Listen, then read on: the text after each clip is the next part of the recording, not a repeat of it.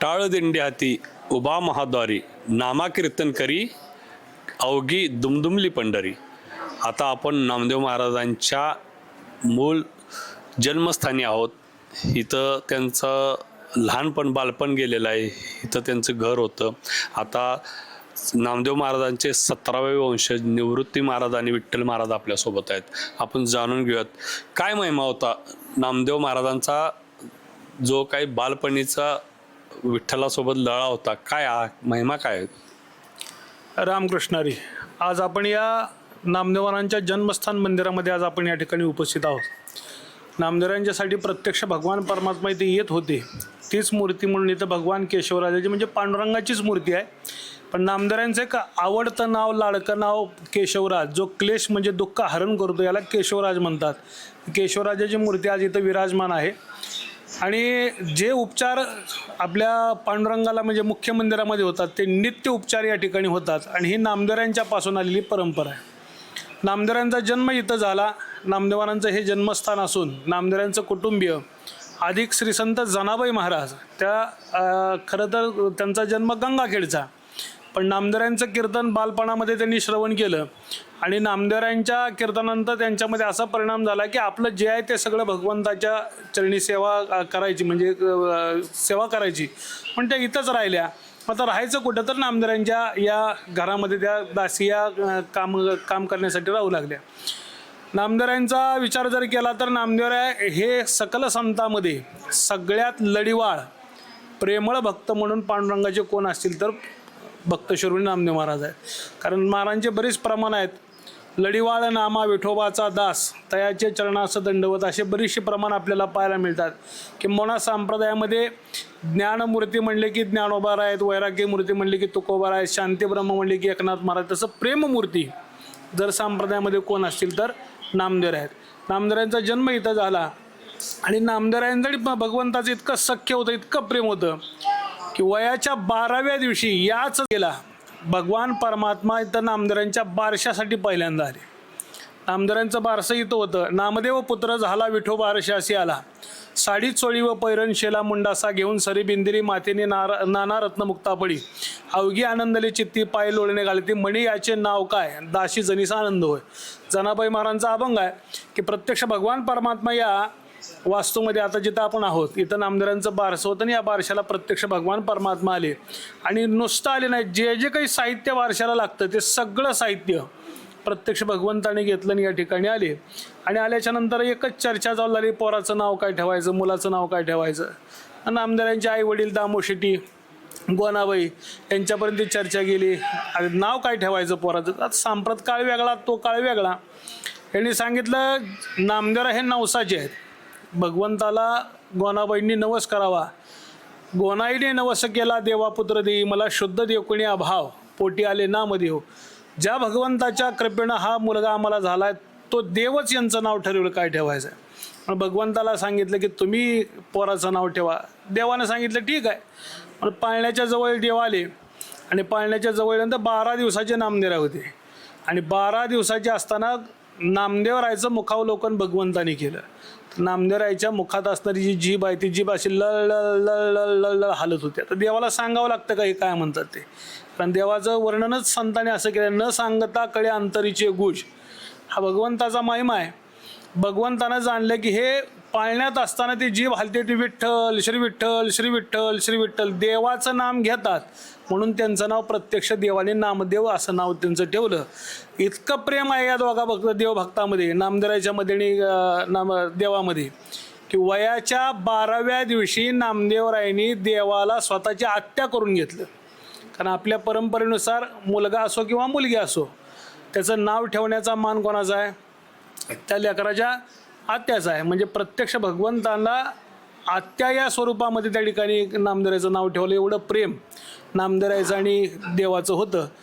तसंच पुढं पाहायला मिळालं आपल्याला की 5 वर्षीय असताना नामदेवांनी देवाला नैवेद्य खाऊ घातला, दूध पाजलं. नामदेवांच्यासाठी देवानं बऱ्याचशा काही गोष्टी आपल्याला पाहायला मिळतील की ज्या गोष्टी नामदेवांच्या केवळ प्रेमासाठी केलेल्या आहेत. नामदेवरायांचं इतकं प्रेम होतं की आधी म्हणजे इथून नामदेवराय नित्य भजनाला नामा म्हणे तुझे नित्य महाद्वारी आणि कीर्तन गजरी सप्रेमाचे पांडुरंगाच्या रावळात जात असत.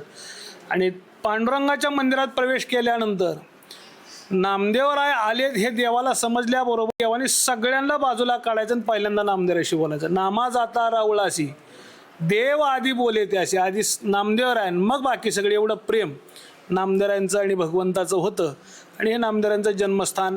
आणि या वारीची म्हणजे आषाढी वारीची परंपरा अशी आहे की सकल संत हे पंढरपूर क्षेत्रामध्ये येत असतात. नामदेवरायांची पालखी ही कुठूनही बाहेर क्षेत्रातून येत नाही, ती पंढरी क्षेत्रात, कारण इथंच महाराजांचं वास्तव्य असल्या कारणानं नामदेवराय इथंच राहत असत. वतन आमुची मिरास पंढरी विठोबाचे घरी नांदणूक सेवा करू तिथे नित्य महाद्वारी. नित्य सेवा करणारे सेवक कोण असतील तर नामदेव आहेत.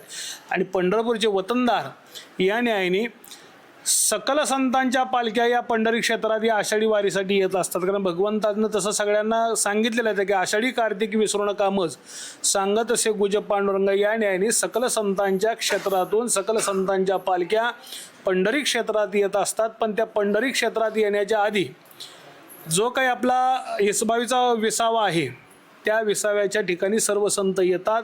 आणि त्या सर्व संतांना पंढरीमध्ये आणण्यासाठी म्हणून आषाढ शुद्ध दशमीला, प्रतिवर्षी आषाढ शुद्ध दशमीला श्री संत नामदेव महाराजांचा पालखी सोहळा या नामदेव महाराज जन्मस्थान मंदिरातून विसावा वाकरी, जो आपला वाकरी विसावा मंदिर आहे तिथंपर्यंत जात असतो. सगळ्यात पुढं नामदेवरांची पालखी असते आणि सगळ्यात शेवट श्री संत ज्ञानेश्वर महाराज. अशा ओळीनं सर्व संतांच्या पालख्या लागतात आणि सगळ्या संतांना पंढरीत आणण्याचं काम नामदेवराय हे वतनदार या न्यायाने या ठिकाणी करतात. ही या वारीची परंपरा आहे. आणि या वारीला नामदेवरायांचा हा सोहळा पार पडला की गोपाळपूरचा काला होतोच. गोपाळपूरचा काला झाला की महाद्वार काला होतोच. महाद्वार कालेची परंपरा नामदेवरायांनी त्या ठिकाणी चालू केलेली आहे. ती परंपरा त्या ठिकाणी होतेच. आणि तिथं पुढं लगेच 15 दिवसांनी नामदेवरायांचा समाधी उत्सवसुद्धा या नामदेवरायांच्या जन्मस्थान मंदिरामध्ये पार पडतो. आणि 1 महिन्याचा उत्सव, आषाढी ते श्रावण 1 महिन्याचा उत्सव पार पडतो. हा इथली परंपरा आहे. आपल्यासोबत विठ्ठल महाराज आहेत. विठ्ठल महाराज, नामदेव पायरीचं काय महत्व आहे? जे की वारकरी विठ्ठलाच्या दर्शनाला नाही जाऊ शकला तो नामदेव पायरीवर दर्शन करून समाधानी होतो. काय आहे आख्यायिका काय किंवा काय महिमा आहे तिथला? नामा म्हणे आम्ही पायरीचे चिरे संत पायी हिरे वरी देती. नामदेव महाराजांचं जेव्हा आयुष्य कळसा असे आले अभंगत्वा सिद्धीसी नेले ज्ञानेश्वर संगती घडले तीर्थ मिसे जगोदधार. शके 1272 आषाढ शुद्ध एकादशी या दिवशी ऐन वारीमध्ये नामदेवराय वयाच्या 80व्या वर्षी पांडुरंगापुढे उभे राहतात आणि देवाला म्हणतात, देवा बास, आता मला ह्या मृत्यूलोकामध्ये जात नाही. जन्म आले असे कृत्य जन लावावे सुपंत. विठ्ठल मंत्र त्रिभुवनात जगजानत महिमा आहे. ज्याच्याकरता म्हणून मी अवताराला आलो ते माझ्या हातनं कार्य पूर्ण झालेलं आहे. आता मला तुझ्या चरणाच्या ठिकाणी समाधी पाहिजे. देवाने बघितलं नामदेवरायकडं आणि नामदेवराला म्हणतात, नामदेवा अरे आजचा दिवस कोणता? आज माझा उत्सव आहे, आषाढ शुद्ध एकादशी आहे, तुडुंब गर्दी भरलेली आहे आणि अशा गर्दीत तुम्हाला समाधी मागतो. मला तुम्हाला समाधी देण्याकरता मोठा सोहळा करायचा आहे. देव म्हणे नामे अरे आहे पक्ष भरी पुरतीला अंतरी कोड तुझे. देव नामदेवाला म्हणतात, नामदेवा आयुष्यभर तुझे मी म्हणाल ते ऐकलं, आता एवढं शेवटचं फक्त एक मागणं ऐक की 15 दिवस फक्त माझ्याकरता दम काढ. तुला वद्य त्रयोदशी दिवशी जसा ज्ञानोबाराचा समाधी सोहळा केला तसा तुमचा मला सोहळा करायचा आहे. 15 दिवस थांब म्हणल्याबरोबर नामदेवांना राग आला. नामदेव असताना लढीवाळ आहेत. देवावर राग भरणारे पहिले भक्त नामदेव आहेत. सगुण रूपामध्ये देवासमोर उभारून बोलणारे नामदेवराय देवाला म्हणतात, देवा अरे जन्माला आल्यापासून आत्तापर्यंत आयुष्यात तुम्ही म्हणाल ते केलं. बस म्हणलं की बसला, जेव म्हणलं की जेवला, दूध पे म्हणलं की गरम दूध पिलं, ते थंड आहे का गरम आहे पाहिलं नाही. सगळे माझे लाड पुरविले आणि आता शेवटच्या क्षणाला आता समाधी सुखा करता तुम्हाला 15 दिवस थांब म्हणतो. देव म्हणतात नाही, 15 दिवस थांब. नामदेवराय रुसले, निघून आले बाहेर. रुसला असे नामा उभा गुरुड पारी पितांबरधारी पालवितो. गरुड पारावर नामदेवराय रुसून उभारले. देव पाठीमागे नामदेवराचे पळू लागले. नामदेवा थांब थांब थांब. देवाने पितांबराची छाया नामदेवरावर धरली. देव नामदेवराला म्हणतात, नामदेवा तुला समाधी पाहिजे का? चल म्हणले, आत्ता तुला वैकुंठाला नेतो. अंब ऋषी व्यास यांच्यापेक्षा तुला वंद्य स्थानावर असं, प्रल्हाद ध्रुव यांच्यापेक्षा तुला वंद्य स्थळावर असं बसवतो. नामदेवराय म्हणतात, देवा तू का आम्हाला काय ओळखले रे? मग अरे आम्ही भक्त, आम्ही विष्णुदासी सांडिली वासना, तुम्ही नारायणा कळवाले. आम्हाला जर का तुझ्या स्थानापेक्षा वर स्थान पाहिजे होतं, आम्ही भक्ती केलीच कशा करता असतील? आम्हाला ते नको वैकुंठीचा वास, असे तया सुखानास, अद्भुत हा रस कथाकाळी नामाचा. आम्हाला पंढरीमध्येच पायरी समाधी घ्यायची आहे. वैकुंठाचे आम्हा नको धाडू हरी, वासदे पंढरी सर्व काळ. वैकुंठ कोपट जुनाट झोपडी, नको आडाआडी घालू आम्हा. वैकुंठ जाऊनी काय बा करावे, उगीच पैसा वे मौन रूप. नामा म्हणे मज यथेची व ठेवी, वास सदा देई चरणाजवळी. मला तुझ्या चरणाजवळ समाधी घ्यायची. मग नामदेवाचं देवाने सांत्वन केलं. आषाढ शुद्धी एकादशी, द्वादशी, त्रयोदशी, पौर्णिमेचा काला झाला आणि आषाढ वद्य प्रतिपासून देवाने महाद्वारामध्ये मोठ्या विश्वकर्म्याला बोलवून मध्ये समाधी नामदेवांचा सोहळा उत्सव चालू केला. मोठा मंडप बसवलेला आहे आणि नामदेवांचा समाधी सोहळा देवाने प्रत्यक्ष सुरू केला. आषाढ वद्य दशमी एकादशी दिवशी देवाने नामदेवाला घेऊन समवेत दिंडी प्रदक्षिणा केली.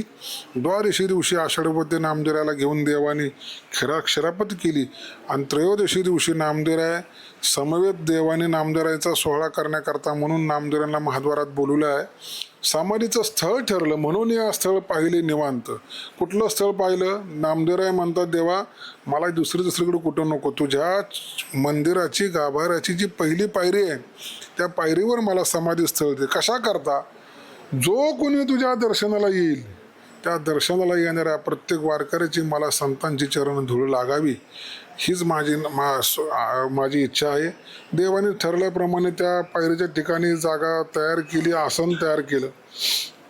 नामदेवाला घरी येऊन बोलवलं, मंगल स्नान घातलेलं आहे आणि नामदेवराय समवेत नामदेवरायच्या कुटुंबातले दामू शेट्टी महाराज वडील, आई गोनाबाई, पत्नी राजाबाई, मुलगा नारायण महाराज, विठ्ठल महाराज, माधा महाराज, गोविंदा महाराज, 4 सुनापैकी 3 सुना, सणाबाई 15वी, असे 14 जण नामदेवाच्या पाठीमागं आले आणि देवाला विनवू लागले, देवा असं का करतोस? अरे मी आई आहे, मी वडील आहे.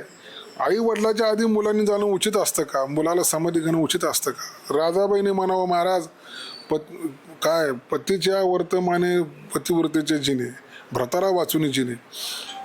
पत्नीला किंमत केव्हा आहे? जोपर्यंत पती आहे तोपर्यंत किंमत आहे. मी तुम्हाला रागाच्या भरात काय बोलले असेल, तुम्हाला राग आला असेल म्हणून तुम्ही समाधी घेताय का?